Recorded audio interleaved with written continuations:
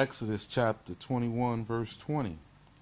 When a man has smitten his Canaanite manservant or maidservant with a staff, and he die, the same day under his hand, he shall be judged with the judgment of death by the sword. So, this law is key to those who think you're going to be um, beating or abusing the people who work for you, because they're employees. So if you're going to be a oppressive slave master, the way the blacks were treated in America, with the whipping and the killing and the hanging and all of that, Abba says no, that's not his way. That's not it. So he says, if you think that this is going to happen and you come and you try this, he says, if you kill your manservant, your maidservant, and they die, the same day, you're going to be put to death by the sword. Period. So we can get rid of that false understanding. And let's move forward. But if the wounded person continue 1 or 2 days, from time to time, he shall not be so judged, but with money he had bought him.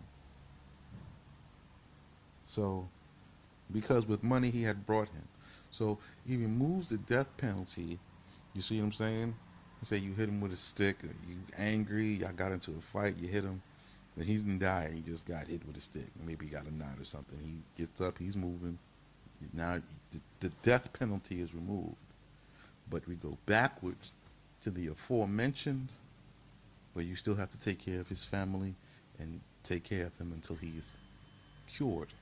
So now you bought this man, so you're still responsible for him, so you have to continue to pay for him. And this is the judgment. So you see how you're thinking now?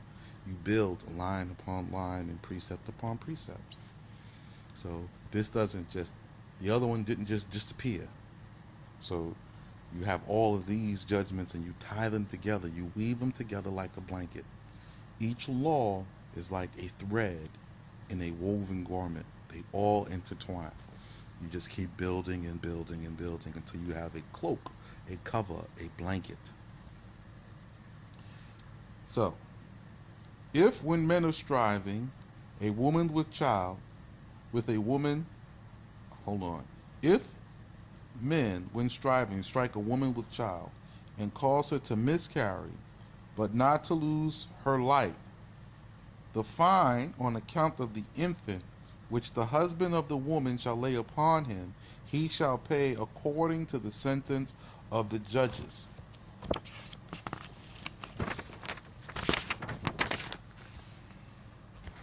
So, but if death befall her, then thou shalt judge the life of the killer for the life of the woman, the value of an eye for an eye, the value of a tooth for a tooth, the value of a hand for a hand, the value of a foot for a foot, all equivalent of the pain of burning for burning, and of wounding for wounding, and of blow for blow.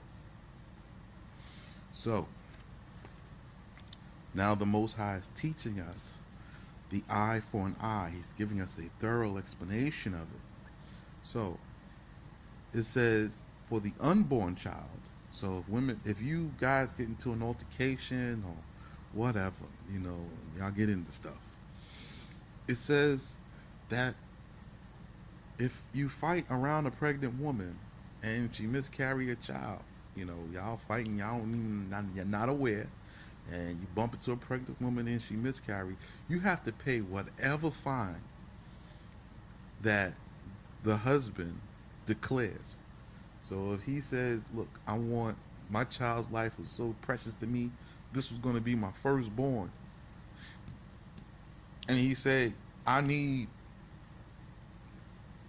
a omer, which is a couple of tons of gold, and you got to pony up. If it take you a lifetime to pay for it, You got to pay for it. It is what it is. Now, if death befall the wife, then thou shalt judge the life of the killer for the life of the woman. So now, if you kill the woman by accident, in the miscarriage, she died too. It was just terrible. The killer got to go. So now we go back, and he's killed with the sword. You see? So now we're layering because you killed the woman, then the killer now must die. So it's the value of an eye for an eye and a tooth for a tooth, hand for hand, foot for foot, and the equivalent of the pain of burning for burning, and of wounding for wounding, and of blow for blow. So you can't go around wounding people.